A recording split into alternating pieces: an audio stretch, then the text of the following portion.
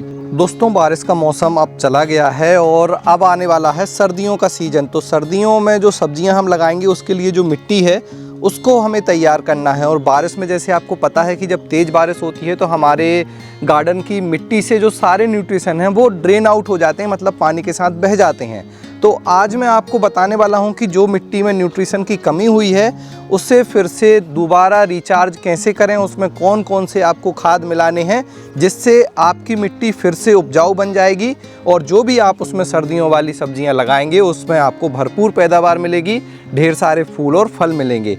तो मैंने डिफरेंट अलग अलग तरह के जो खाद हैं वो यहाँ पर निकाल कर रखे हैं जो मैं इस मिट्टी में मिलाने वाला हूँ। ये मिट्टी मेरी पुरानी है जिसमें मैंने ऑलरेडी रेनी सीजन में जो है सब्जियाँ लगाई थी। इसी मिट्टी में ये खाद मिलाएंगे, फिर इसमें लगाने वाले हैं हम सब्जी वाले बीज। तो पूरी जानकारी मिलेगी। आप अगर गार्डनिंग करते हैं और आपके गार्डन में ढेर सारी मिट्टी है जिसे आप फिर से जो है उपजाऊ बनाना चाहते हैं, उसमें न्यूट्रिशन मिलाना चाहते हैं, वो भी पूरे ऑर्गेनिक तरीके से उसे तैयार करना चाहते हैं, तो ये वीडियो आपके बड़े ही काम आने वाला है। वीडियो लास्ट तक देखिएगा। नमस्कार दोस्तों, मेरा नाम है दीपक और आप देख रहे हैं terrace and gardening YouTube channel. यदि आपने अभी तक मेरे चैनल को सब्सक्राइब नहीं किया है तो इसे सब्सक्राइब कर लें और बेल आइकन को भी प्रेस कर दें। देखिए, अभी यहाँ पर भी मेरी रेनी सीजन की सब्जियाँ लगी हुई हैं। यहाँ पर आप देख रहे हैं तोरई है, इस तरफ सामने देख रहे हैं तो आप कद्दू लगा हुआ है और वहाँ पर आप देख रहे हैं तो टमाटर लगे हुए हैं सामने की तरफ। अब जो ये रिजल्ट है इतना अच्छा ये हमें मिल रहा है क्योंकि मिट्टी अच्छी है। अब जैसे हमें सर्दियों की सब्जियां लगानी है, जैसे आप ये देख रहे हैं पत्ता गोभी लगी हुई है, ये ऑलरेडी मैंने पहले लगा दी थी। अब सर्दियों में भी आप इस तरह की सब्जी लगा सकते हैं। या फिर आपको टमाटर लगाने हैं, जैसे कि वो वहाँ पर आप सामने देख रहे हैं टमाटर लगे हुए हैं। तो ये जो आप देख रहे हैं प्लांटर ग्रो बैग हैं, ये 36 बाई 36 इंच के, इनमें हमने धनिया पालक इस तरह की चीज़ें लगाई हुई थी। अब क्या हुआ, लगातार बारिश से इसमें जो मिट्टी है उसमें से पानी बहता रहा और न्यूट्रिशन भी बह गए। तो इन्हीं न्यूट्रिशन को फिर से हमें दोबारा इस मिट्टी में देना है और वो भी ऑर्गेनिक तरीके से। सबसे पहले हमने क्या किया है, देखिए जब आपकी मिट्टी रहती है तो उसमें काफ़ी खरपतवार रहती हैं। इस तरह से देखिए, इस तरह से ये खरपतवार आ जाती हैं। तो हमने सारे जो है खरपतवार को उखाड़ दिया है इस तरह से। देखिए, ये इस तरह से खरपतवार के पौधे हटा दिए हैं और कहाँ रखे हैं ये देखिए। इन्हें हमें हटाना है, इन्हें हम मिट्टी में नहीं मिलाएंगे, इन्हें हम हटाएंगे। और फिर हमने क्या किया, फिर हमने की है अच्छे से इसकी गुड़ाई, मतलब मिट्टी को नीचे से इस तरह से हमें लूज़ करना होता है। देखिए, अभी भी हमारे यहाँ बारिश हो रही है तो मिट्टी थोड़ी सी गीली है, तो इसकी हमने अच्छे से 2 बार गुड़ाई कर दी और फिर इसको इस तरह से लेबल कर दिया। इसके बाद अब हम मिलाने वाले हैं इसमें खाद। तो ये देखिए, अलग अलग तरह के लगभग मेरे 8 खाद यहाँ पर रखे हुए हैं जो कि पूरी तरह से ऑर्गेनिक हैं, ईजीली मिल जाते हैं। कुछ तो घरेलू चीज़ें हैं, जैसे आप ये देख रहे हैं सामने हल्दी रखी हुई है, यहाँ पर आप सामने देख रहे हैं राख रखी हुई है। अभी हमने पूजा की थी नवरात्रि की, तो यहाँ पर ये इतनी राख बन गई, देखिए राख रखी हुई है। इसके साथ ही यहाँ पर सरसों की खली है, बोन मील है, नीम खली है और साथ में हम यूज करने वाले हैं बर्मी कंपोस्ट। इसके अलावा 2 ऐसी चीज़ें हैं जो आपको ज़रूर मिलानी है। उसमें से पहली है ट्राइकोडर्मा, ये सफ़ेद पाउडर होता है, एक टाइप की फंगस ही है जो दूसरी फंगस को खाती है। और दूसरा हमें मिलाना है ह्यूमिक एसिड। ह्यूमिक एसिड बहुत फ़ायदेमंद होता है। जब हम स्पेशली जो जड़ों की बात करें तो उसकी ग्रोथ के लिए ह्यूमिक एसिड बहुत फ़ायदेमंद होता है। इसके साथ ही आप एप्सम सॉल्ट मिला सकते हैं। अगर आपकी मिट्टी में आपको लग रहा है कि पौधे में ग्रीनरी कम होती है तो थोड़ा सा एप्सम सॉल्ट भी मिला सकते हैं। तो ये सारे खाद को मैं मिलाने वाला हूँ इस मिट्टी में। तो आपको देखना है किस तरह से मैं मिला रहा हूँ, कैसे मिक्स किया जाता है, पूरी जानकारी मिलेगी। अगर आप वीडियो में नए हैं तो प्लीज़ वीडियो को लाइक ज़रूर कर दें। और ये जो चीज़ें हैं, ये सारी जो चीज़ें हैं घरेलू चीज़ें आपको अपने घर में मिल जाएंगी। ट्राइकोडर्मा, ह्यूमिक एसिड, ये बर्मी कंपोस्ट, ये सारी चीज़ें आपको ऑनलाइन मिल जाएंगी। आप इन्हें खरीद सकते हैं। वेबसाइट organicbazaar.net पर भी ये सारे सामान अवेलेबल हैं, तो इन्हें आप ज़रूर इस्तेमाल करें। तो चलिए इन्हें इस मिट्टी में मिलाते हैं, ये खाद को, और फिर हमारी मिट्टी को दोबारा जो है रिचार्ज करते हैं। तो अभी देखिए, ये सारे खाद हम इसमें मिक्स करने वाले हैं, एक एक करके हम मिलाएंगे। तो जो हल्दी है सबसे पहले हम इसी को डाल देते हैं। और हल्दी क्या होती है, एंटी फंगल होती है। हमारे जो मिट्टी में अगर कोई फंगस है, और साथ में ये ऊपर जो अब कभी कभी पानी में जो काई जमती है उसे भी नहीं जमने देती है। तो देखिए, इस तरह से हम डाल देते हैं हमारी हल्दी। इसके बाद इसमें जो सबसे मेन इंग्रेडिएंट हमने लिया है वो है हमारा बर्मी कंपोस्ट। तो इन पैकेट को मैं रख देता हूँ नीचे और ये हमारा आ गया वर्मी कंपोस्ट।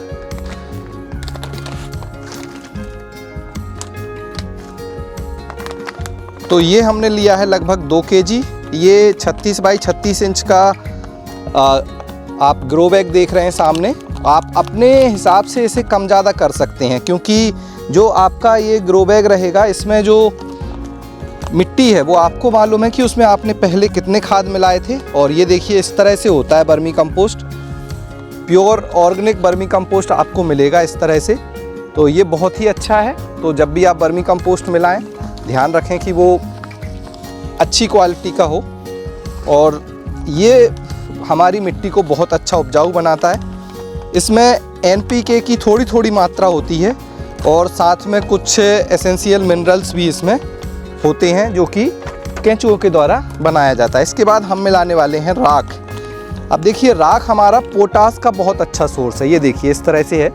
ये जो गोबर के कंडे होते हैं उसी से बनी हुई है। आप इसे लकड़ी की राख भी इस्तेमाल कर सकते हैं इस तरह से। और राख हम कितनी डालने वाले हैं, इस तरह से देखिए लगभग हमने 3 मुट्ठी भर के हमने यहाँ पर राख डाल दी है।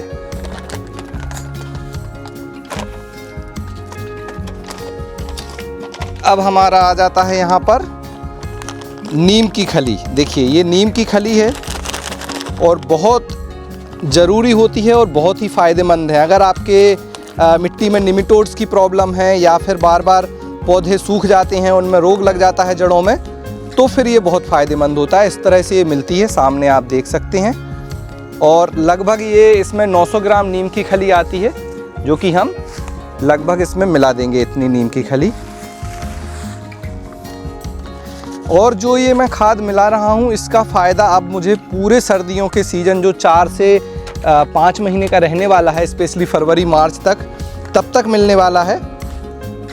इसके बाद हम मिला रहे हैं इसमें सरसों की खली। ये देखिए ये है मस्टर्ड केक।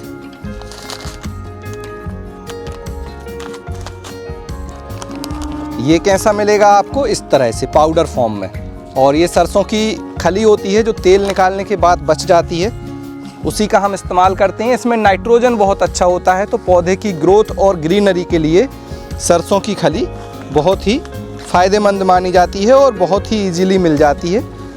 इसका जो ऑर्गेनिक गार्डनिंग है उसमें इस्तेमाल बहुत अच्छा माना जाता है। इसके बाद हम मिलाने वाले हैं बोन मील।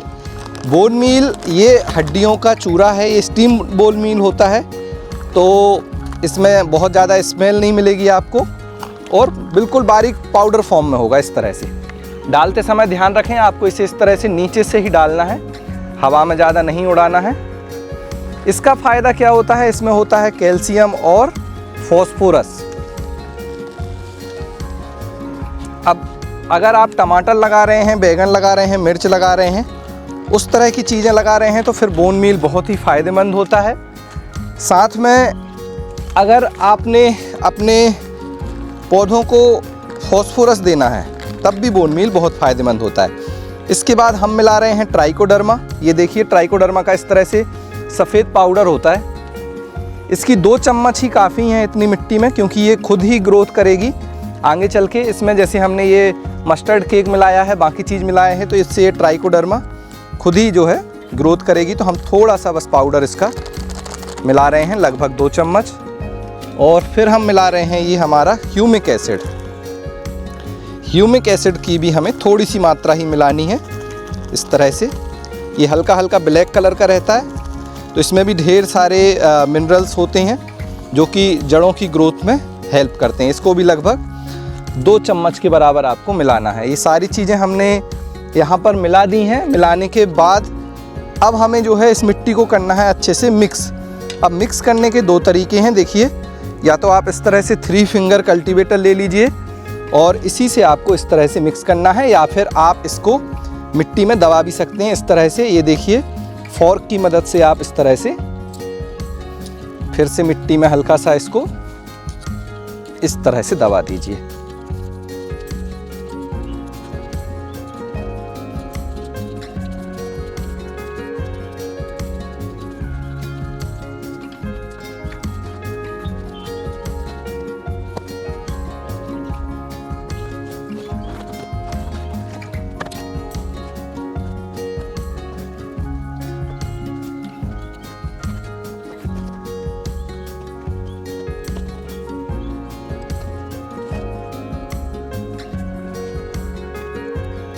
तो ये देखिए अब ये मिट्टी हमारी बनकर तैयार है। अब हम इसमें लगा सकते हैं हमारे बीज, जो कि अब अच्छे से ग्रो होंगे। अब इसमें मैं लगाने वाला हूँ धनिया।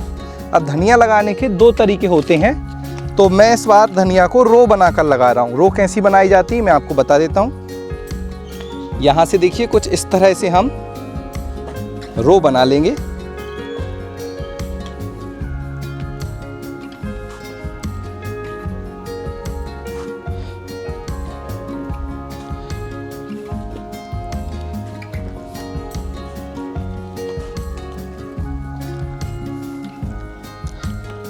तो ये हमारी रो बन गई है। इसमें हम अर्ली कोरिएंडर लगाने वाले हैं। ये धनिया लगभग 1 महीने में ही तैयार हो जाएगी। और इसके बाद हम इसी ग्रो बैग में लगाने वाले हैं प्याज। तो जो हमने ये खाद मिलाया है, ऑर्गेनिक खाद, जो अलग अलग तरह की खाद मिलाई है हमने, इसको जो है हमारी जो प्याज हम लगाएंगे उसमें भी फ़ायदा होगा, क्योंकि ये धीरे धीरे यहाँ पर मिलेगी। ये खाद में से न्यूट्रिशन निकलेंगे धीरे धीरे और फिर इस मिट्टी में मिलते जाएंगे, और हम जो भी अब इसमें पौधे लगाते जाएंगे उसको ये मिलते जाएंगे। तो इस तरह से जब आप ऑर्गेनिक खाद डालते हैं तो उसका रिजल्ट आपको थोड़े दिन बाद मिलता है, लेकिन लंबे समय तक मिलता रहता है। अब हम इसमें लगा देंगे हमारा ये अर्ली कोरिएंडर का बीज। तो इसे हम ओपन कर लेते हैं।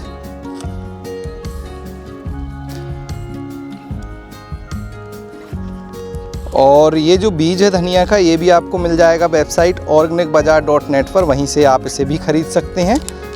और मैंने अभी सर्दियों की सब्जियां लगाना शुरू कर दिया है, तो अगर आप मेरे साथ लगाना चाहते हैं तो चैनल को सब्सक्राइब ज़रूर कर लें।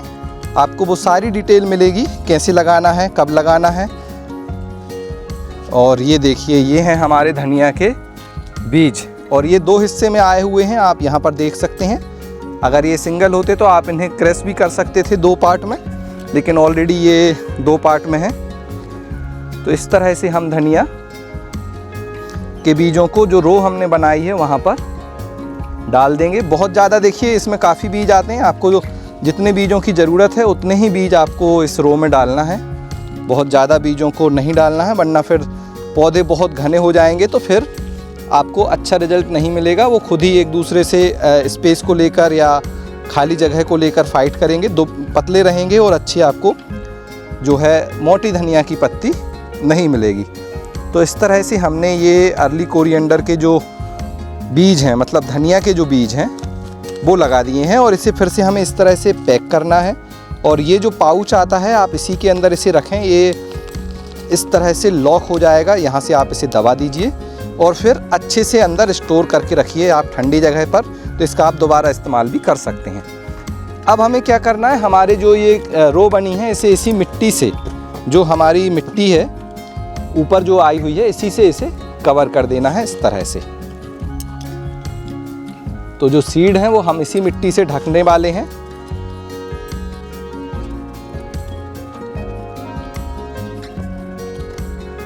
ये देखिए, तो ये हमने यहाँ पर हमारे बीजों को अच्छे से कवर कर दिया है। और अब हम दे देंगे इसमें पानी। पानी देने के बाद अगर अभी धूप ज़्यादा आ रही है तो यहाँ पर आप हल्की नेट भी यहाँ पर ढक सकते हैं, तो उससे आपका ये जो मिट्टी है इसकी नमी जल्दी नहीं जाएगी। बाकी तो आप इसे इस तरह से खुला भी छोड़ सकते हैं। बीज ऊपर ना रहें, आपको ध्यान रखना है। अगर कोई बीज ऊपर दिख जाता है तो आप उसे इस तरह से उंगली की मदद से नीचे दबा भी सकते हैं। इस तरह से हम कैन की मदद से पानी दे देंगे।